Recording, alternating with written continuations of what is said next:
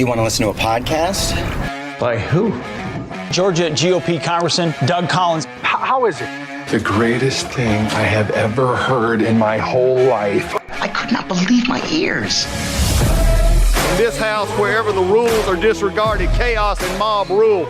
It has been said today, where is bravery? I'll tell you where bravery is found and courage is found. It's found in this minority who has lived through the last year of nothing but rules being broken, people being put down, questions not being answered. And this majority say, be damned with anything else. We're going to impeach and do whatever we want to do. Why? Because we won an election. I guarantee you, one day you'll be back in the minority and it ain't going to be that fun.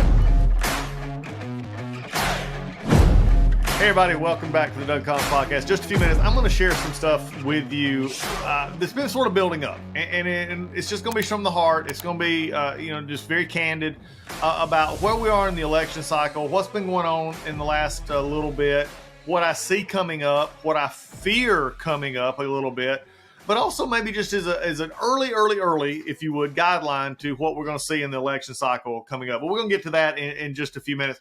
Folks, I want to say, though, we're coming off of it's a new week, starting Monday here. I just have to say that a couple of things this weekend. March Madness started, St. Patrick's Day weekend. It's interesting, how people come together and certain events seem to bring us all together. And I say this not flippantly because, again, most of your brackets were busted by Thursday afternoon when you had Arizona and Virginia both go down in the bracket. So nobody really was winning it a lot after that. So it's interesting. I do think it was pretty hilarious, though, that Arizona got beat and President Biden had Arizona to win it all. So, again, long weekend coming together. But one of the things that brings us together is commonality of events. And in a minute, I'm going to talk about where we are politically, but I want to talk about it as a country as well. And maybe we can learn from some of these. So if you're listening to the Doug Collins Podcast for the first time, this is not your old political podcast. This is not just me. We have a lot of fun here. We've talked music. We've had songwriters on. We talk sports. We talk politics. We have great guests. We talk about hunting. We talk about golf. Next week, got a great episode coming up, hopefully later this week, with Mike McCall, pro at Valhalla Resort at Innsbruck Golf Club. You will not want to, especially for all you golfers who are, maybe getting the rust off of your winter non-playing. We're going to have a good time talking to Mike about how we can get ready for a new golf season. For personal, as we talk about everything else, we've also got, we're still trying to get back and going to have hopefully here back on pretty soon in the middle of getting ready for turkey season down here. Mike Waddell, the bone collector himself is going to be here. So a lot going on. But I want you just to remember for a moment, it is the things that bring us together. March Madness. People in the offices who make a bracket and pick out teams, whether they pick them out by colors or mascots or whatever, it brings us together. Folks, we got to find more things that bring us together. Whether your bracket's busted or not, whether your team wins or not, it's the little things in life that make us come together that we need more of. And today, we're going to talk about that. So just a minute. Be ready. We're going to talk about politics. We're going to talk about life, and we're going to talk about what you need to watch for in this year's already burgeoning political cycle. Be back in just a minute. Hey, everybody, you know about Legacy Precious Metals. Legacy Precious Metals, you hear from them. We talk once a month. We talk about Legacy Precious Metals, talking about precious metals being part of your portfolio, how they're your navigator. Well, now they're not only navigating in a new way, they're actually giving you a new way to buy gold and silver. In fact, Legacy Precious Metals has developed a revolutionary new online platform that allows you to invest in real gold and silver online. In a few easy steps, you can open an account online, select your metals of choice, and choose to have them stored in a vault or shipped to your door. I'm more of a ship to my door kind of person. I enjoy having them with me, but they can do it either way, and you can now do it online. It gives you real access to a dashboard where you can track your portfolio growth in real time, anytime. You'll see transparent pricing on each coin and bar. This puts you in complete control of your money. This platform is free to sign up for. Just visit legacypminvestments.com and open your account and see this new investing platform for yourself. Gold hedges against inflation and is against a volatile stock market. A true diversified portfolio isn't just more stocks and bonds, but a different asset class. This platform allows you to make investments in gold and silver, no matter how small or large, with just a few clicks. Remember, do as I have done. Go to legacypminvestments.com and get started today. And now you've got a new tool to help you along in your investments. Hey folks, My Pillow is excited to bring to you their biggest bedding sale ever. For a limited time, you're going to get the Giza Dream bed sheets for as low as $29.98, a set of pillowcases for only $9.98, and rejuvenate your bed with a My Pillow mattress topper for as low as $99.99. $99.99, get a mattress pillow topper. Look, they come in all sizes. They got all kinds of stuff, blankets. They've got duvets. They've got quilts. They got comforters. They got body pillows. They got bolster pillows. They got all at big, big discounts. And also, they're extending their money-back guarantee for Christmas until March 1, 2023, making them the perfect gift for your friends, your family, and for everyone you know. Folks, and just from a personal note here, I have the Giza Dream Sheets. They're on my bed right now. I slept on them last night. Some of the best sheets that we and Lisa and I have ever owned. They are worth, I mean, at this price, they're a steal. My wife and I have bought bed sheets, linens at much higher cost. It's supposedly much higher quality. These from My Pillow are at the highest of quality, and at a price like this, you can't beat it. So go now to mypillow.com, use promo code Collins, Collins, or call 1-800-986-3994, and you'll get huge discounts on all the My Pillow bedding products, including the Giza Dream bed sheets for as low as $29.98, and get all your shopping done while qualities last. And remember, put in that promo code Collins for these discounts. Okay, I promised you back here to start the week off. This one's been festering in me a little bit. This is a podcast that I just wanted to talk to you for just a little bit on.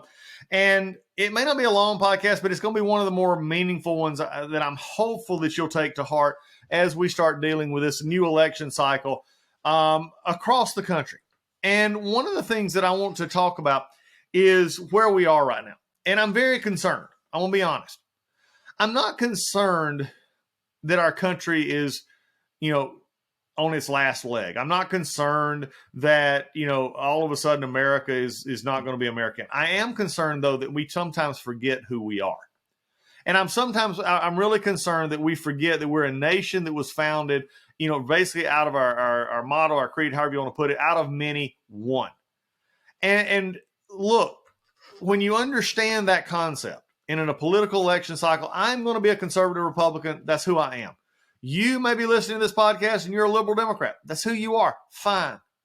But we're all under the umbrella of being Americans. And one of the things that actually brings us together as Americans in this environment is that we have to take our vision of our country seriously and find solutions that work. Now, some years in some administrations, we're going to think that from one side of the fence, we're going to think they don't work. And the other time, it's going to switch over, and the other side's going to think the other side doesn't work. But one of the things that we've got to come together is that we're all entitled to have different opinions. And that simply having an opinion is not reason to ban you, banish you, or blacklist you, if you would. And I'm talking about both sides here. Look, as a conservative who's a Christian, there are many things about society that bother me. There are many things that from my faith background that says I'm not going to associate with. But then again, I don't have to associate with them. I don't have to ban them. I don't have to banish them. I don't have to say they can't keep saying or doing what they're doing. I may think them to be wrong. And if I believe it to be enough of an issue, I can speak to them, especially if they're close enough to me and my family or my circle of friends. I'll say, hey, I think there's a better way. But at the end of the day, if they want to make those choices and do those choices and go on those choices, then that's what our country allows. What I have become concerned about as we look at our country as a whole is this idea that you can't have divergent ideas. Now, some of those are repugnant, and we've heard me say this before on this podcast. The First Amendment is not for, by the way, it applies to government sanctioned speech. It does not apply, frankly, to you and me, talking to each other. Let's get this. I'm sort of sick of people misusing the First Amendment. All right. The First Amendment is keeping government from keeping you from being able to speak. It's not anything else. So let's at least get it back into those contexts. But the First Amendment is there to protect the government from sanctioning speech and protect you to have an opinion that is not, frankly, the majority opinion. Or even if it is the majority opinion among the friends that you have, it still doesn't mean that it may be right. You may have the freedom to speak stupid stuff. Okay, let's just be frank. You have the right to be dumb. You have the right to do dumb things. You have the right to say dumb things. Typically, as my faith tradition teaches us, as we grow older, we tend to move away from that. When I was a child, I spake as a child, but as I grew older, I spake more as an adult. We grow up, we mature, we know how to do that. What's becoming more and more concerning in this country is we don't do that anymore. We choose to say that if you disagree with me, I don't want to hear you and you shouldn't be saying that. That is absolutely the wrong way to go about this. And where this manifests itself outside of speech in the political realm is it's becoming more and more common in other areas. In other words, as we just got through and we're still, for some, is sadly mistaken. If you look on social media, there's still people with triple masking and everything and doing things that, frankly, have not worked and did not work even when Fauci said they would work. They don't work. Or they make fun of people who don't wear masks, or they're keeping their families isolated from people. Folks, look, if that's your choice, do it, but don't look at me in a wrong way or in a way that I'm evil because I don't subscribe to your non-scientific beliefs. Okay, it's still plenty out there, but we're trying to get through a pandemic. But what I saw coming out of this was sort of what I just spoke of there. We began to have what we feel and makes us safe be substituted for what is actually science. And this doesn't have to be the pandemic. It can be climate. It can be criminal justice reform. It could be psychology, something like that. But if we get a idea, a political idea or a thought or an ideology that we then fit everything else into, then we're missing something. In other words, probably what we will do is if we say that chocolate ice cream is the only flavor of chocolate ice cream that you should eat. Everything else is bad. You should not be a part of anything else. And then we begin to say, well, science has said that chocolate ice cream has better nutrients for you, and the cocoa has a value for solving cancer or whatever. We begin to aggrandize and bring into arguments to make what we feel is right the only argument. And then we begin to discount anybody that says, well, no, I like pistachio ice cream, or I like vanilla ice cream. You say, Doug, what does this matter when it comes to our world? It's what we're seeing. Folks, science as it is taken, you have to understand science. And this is a concern, and I'm tired of liberals saying conservatives don't understand science. Liberals are the most bending and malleable people when it comes to science and anything else. Because if you're riding along in a car with a mask on, you got a problem. You don't understand the science. Period. End of statement. Done. Okay? So I don't want to hear this, that it's the liberals who trust science and conservatives who don't. But science, as was taught to me from an elementary school age all through college and in biology classes, was science is taking an idea, taking something you see, forming an idea, and then testing your idea to see if it is accurate, to find out, is this something that actually can be worked out? I just go back to mask. Masks were told, oh, it'll stop the spread of COVID. No, it wouldn't. In fact, if you have a mask that was not almost an enclosed kind of ventilator or N95 mask or these kind of things, they only, would work so well. And the microscopic virus that comes through airborne virus is not possibly going to get stopped by it. Fauci knew this, others knew this, but it was easy to tell you what to do. And you would do it. Now, not to say that there's not times when they are valid for people with immune systems that are compromised, others. There are things that you do to take care of yourself, but don't all of a sudden say somebody who may have a different opinion, whether it be masks or vaccines or climate change or gun control or anything else, well, you don't trust the science because the science does differ. I say that as we get into this political season coming up. We're at a time in our country in which Joe Biden and the Democrats want you to basically believe that government has the answers and the solutions that you need to have. That they are the ones that they know best, and they will tell you how to be best. And if a problem comes along, do not believe for a second that government doesn't have the solution to solve it. And the reality is, that's, in my experience, the least favorable way in most circumstances. Just this past week, looking back now, it was done in an emotional time to maybe stop the spread. But just this past week was the 15 days to stop the spread. Remember when we shut down the country? and said, if we just slow down, stop the spread, this virus will wear itself out and won't go anywhere. How'd that work out for us? It did. The Trump administration shut everything down. We ended up in, shutting business down, which led to a plethora of new spending and others to keep businesses afloat.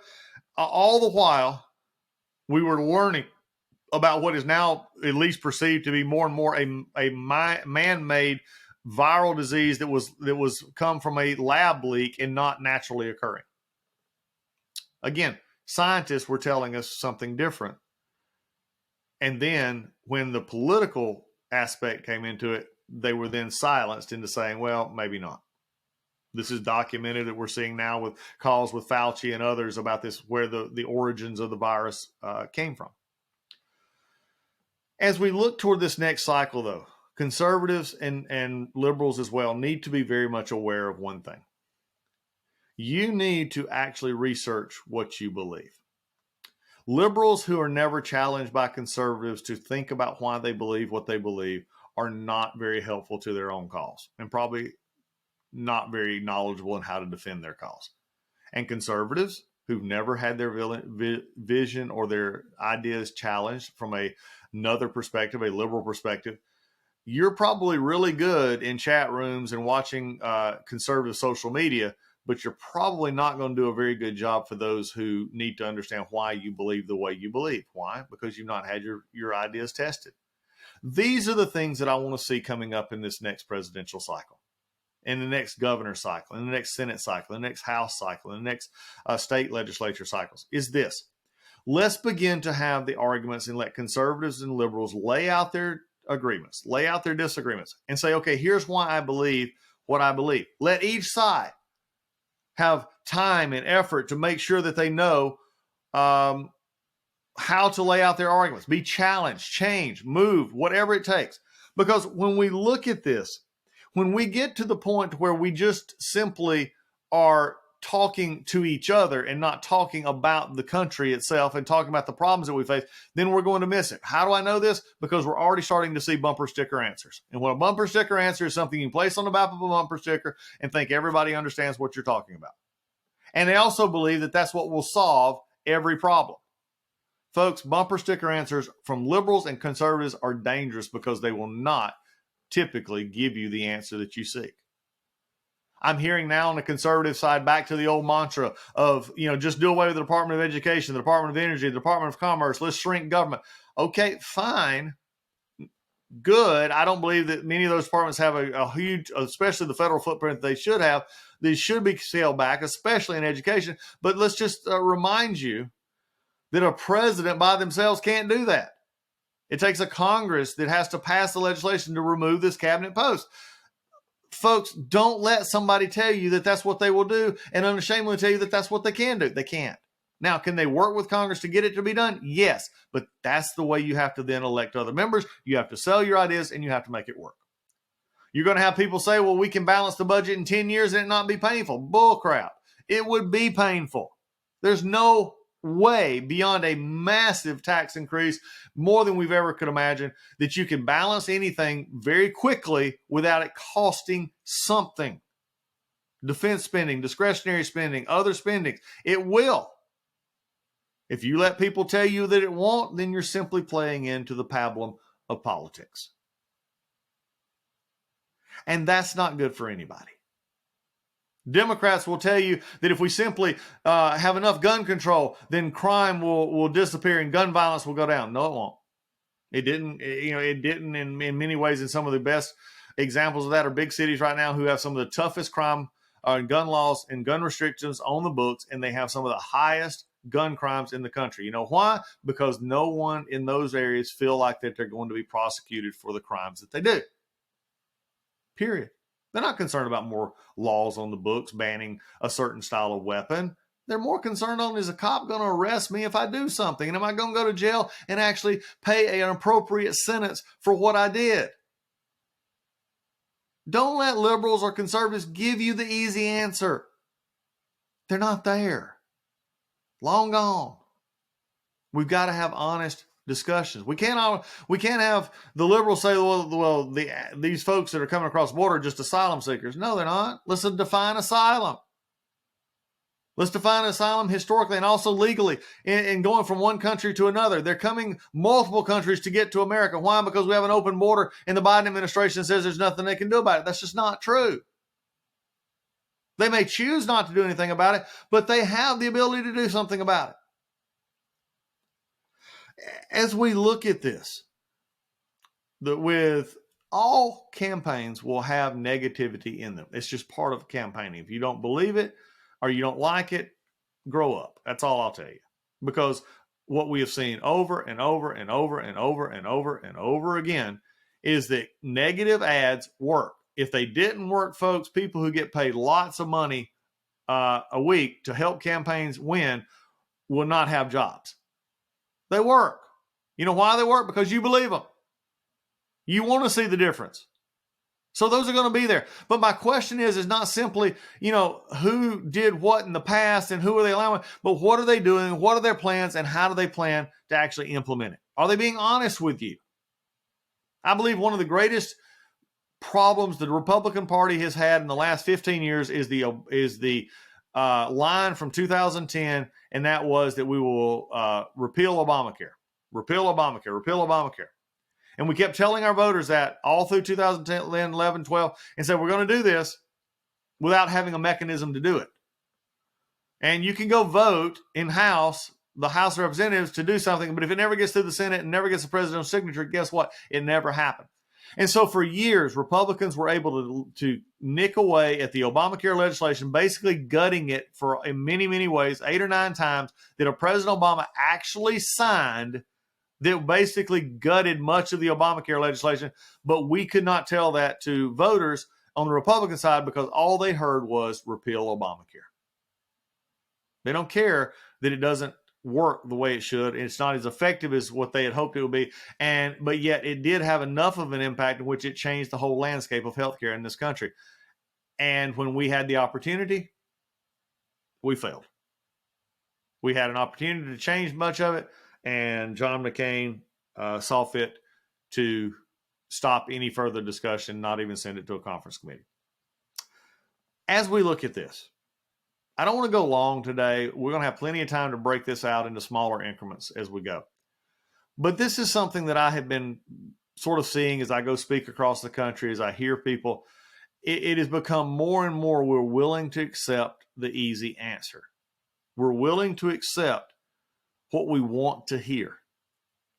I'm beginning to believe it is because we only seek things that will tickle our ears and make us feel good. Look, I am a conservative. I do believe the conservative solutions are the best. But our job is to take those solutions and then give them to others in ways that they will understand and also agree with us. If we simply call them names and tell them that they're dumb and tell them that they don't understand or that they're big liberals and big government this and big government that, people are not going to understand. They want to know how's it going to affect their families, their wallets, their livelihood. And when we as conservatives can make that connection from policy to people, then we can win. But if you're a candidate out here listening to this podcast today, look at what your consultants are telling you to say. Look at what you're saying. Wouldn't you rather be honest and win them over? I'm not being naive here. I can see some of you just in my head now laughing, saying, oh, Doug, yeah, right. Sure. You can be honest, maintain your integrity, and also still deliver an effective message. Until we as a country decide that we want to deliver effective messages for our country, for our communities, for our families and our friends and our neighbors, then we will continue in this spiral in which one side goes to their camp, one side goes to the other camp, and we never, ever have an honest discussion that can move us forward. I believe the conservative values are the best. I believe that we can win in the marketplace of ideas. Where I believe we will lose is if all we talk about is how bad the other is, and we don't focus on the real issues ourselves. And that we accept that you have to be challenged, that you accept that you have to take your idea and put it to the crucible of fire to say what is right, what is wrong, and how do we fix it? So when you get ready for this cycle from a presidential perspective, no matter who you want to vote for, and we got some great candidates from Donald Trump running again, probably Ron DeSantis is going to be running again. We've got, others coming in behind, Haley, Ramaswamy and others. Look, it's going to be there. But find your reason. Take the argument out into the public and don't simply go looking for bias confirmation as to what you believe and then go look for answers to make sure that it's right. Because when we do that, our country loses. I'm all for partisan politics. I believe the founders actually knew and encouraged partisan politics, although many say, well, they never hoped it would. They never hoped it would be. But even in George Washington's first administration, politics played a large role in policy. It does to this day. When we are forged in the fire of hard times to get us through the easier times, because hard times will come again, that is the mark of a good country. That is the mark of greatness that America has always exemplified. We've got things still to face. If we face it together with all of our many, many interests and put the America that we love at the forefront, then we will see our country come together. Then we will see progress made, and we will see the things that we hope for become reality. Our families, our friends, our communities made better, safer, stronger by responsibility, by appropriate use of government, and by a country that feels good about itself. That's just my thoughts. I think there's a lot out there that we've got to talk about over the next few years, and we will. But folks, do your homework. Don't just accept what I or anybody tells you. Check it out. Learn for yourself. Before you tweet about it, do you know about it? That may be a good rule of thumb for everybody here. That's the Monday edition of the Doug Collins Podcast. Go out and make it a good one. If you have any comments or you want to elaborate on anything that I've said, go to the DougCollinsPodcast.com. Hit that email button, and you will get an email to me, and I'd love to hear your comments. If you want me to come and speak at your group, I'm right now going all over the world, country, and speaking. If you'd like me to come speak to your group, please. Also, you can go on my social media at Rev Doug Collins. You can go on Instagram account. There's a link tree. You can hit that link tree. There's a place where you can hit speaking inquiries. Hit that speaking inquiry, and we'll see about coming to see you and your group and having a good time. Until then, until we meet again on Wednesday, go out, make it a great day. God bless you.